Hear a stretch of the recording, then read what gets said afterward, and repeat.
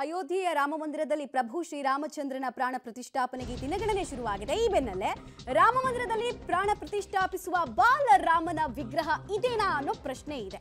ಆಹ್ವಾನ ಪತ್ರಿಕೆಯಲ್ಲಿ ಮುದ್ರಿಸಿರುವ ಫೋಟೋ ವಿಗ್ರಹದ್ದೇನಾ? ಮೈಸೂರು ಶಿಲ್ಪಿ ಅರುಣ್ ಯೋಗಿರಾಜ್ ಜೀವ ತುಂಬಿರುವ ವಿಗ್ರಹ ಇದೇನಾ? ಅಂದ್ರೆ ತಮ್ಮ ಕಲೆಯನ್ನ ಕಂಪ್ಲೀಟ್ ಆಗಿ ಅವರು ತೋರಿಸಿರುವಂತಹ ವಿಗ್ರಹ ಇದೇನಾ ಅನ್ನುವಂತಹ ಒಂದು ಪ್ರಶ್ನೆ. ಜೀವ ತುಂಬೋದು, ಪ್ರಾಣ ಪ್ರತಿಷ್ಠಾಪನೆ ಆಗೋದು ಜನವರಿ 22ನೇ ತಾರೀಕು.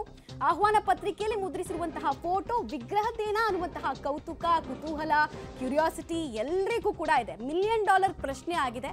ಆ ಇನ್ವಿಟೇಷನ್ ಪತ್ರವನ್ನ ನೋಡ್ತಾ ಇದ್ರೆ ಹಾಗೆ ಅನಿಸ್ತಾ ಇದೆ. ಧನುರ್ಧಾರಿ ಕೋದಂಡರಾಮನ ಫೋಟೋ ಇನ್ವಿಟೇಷನ್ ಪತ್ರಿಕೆಯಲ್ಲಿ ಇದೆ. ಯಾರ್ಯಾರಿಗೆ ಇನ್ವಿಟೇಷನ್ ಹೋಗಿದೆ ಗಣ್ಯಾತಿ ಗಣ್ಯರಿಗೆ ಆ ಫೋಟೋ ಇದೆ. ಸೊ ಧನುರ್ಧಾರಿ ಶ್ರೀರಾಮಚಂದ್ರನ ವಿಗ್ರಹ ಇದೇ ರೀತಿ ಇರುತ್ತಾ ಅನ್ನುವಂತಹ 108 ಪ್ರಶ್ನೆಗಳು ಸದ್ಯಕ್ಕೆ ಉದ್ಭವಿಸ್ತಾ ಇದೆ. ಹಾಗಾದ್ರೆ ನಮ್ಮ ಕರ್ನಾಟಕದ್ದೇ ಶಿಲೆ, ಕರ್ನಾಟಕದವರದ್ದೇ ಕಲೆ ಎರಡೂ ಇರುವಂತಹ ಮೂಡಿ ಬಂದಿರುವ ಸುಂದರವಾದಂತಹ ವಿಗ್ರಹ ಹೀಗೆ ಇದೆಯಾ ಅನ್ನುವಂತಹ ಒಂದು ಪ್ರಶ್ನೆ ಸದ್ಯಕ್ಕೆ ಇದೆ. ನೀವು ಕೂಡ ಈ ಫೋಟೋವನ್ನ ಗಮನಿಸ್ತಾ ಇದ್ದೀರಾ. ಪಬ್ಲಿಕ್ ಟಿವಿಯ ಎಕ್ಸ್ಕ್ಲೂಸಿವ್ ಫೋಟೋ ನೀವು ನೋಡ್ತಾ ಇದ್ದೀರಾ.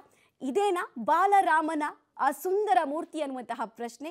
ಇದೇನಾ ಅರುಣ್ ಯೋಗಿರಾಜ್ ಅವರು ತಮ್ಮ ಕಲೆಯ ಮೂಲಕ, ತಮ್ಮ ಪ್ರತಿಭೆಯ ಮೂಲಕ ಅನಾವರಣ ಮಾಡಿರುವಂತಹ ಪ್ರತಿಮೆ ಇದೇನಾ ಅನ್ನುವಂತಹ ಪ್ರಶ್ನೆ. ಇದನ್ನೇ ಜನವರಿ 22ನೇ ತಾರೀಕು, ಈಗೇನು ನೀವು ಫೋಟೋ ನೋಡ್ತಾ ಇದ್ದೀರಾ, ಇದನ್ನೇ ಜನವರಿ 22ನೇ ತಾರೀಕು ಪ್ರಾಣ ಪ್ರತಿಷ್ಠಾಪನೆ ಮಾಡಲಾಗುತ್ತಾ ಅನ್ನುವಂತಹ ಕೌತುಕ ಸದ್ಯಕ್ಕೆ ಇದೆ.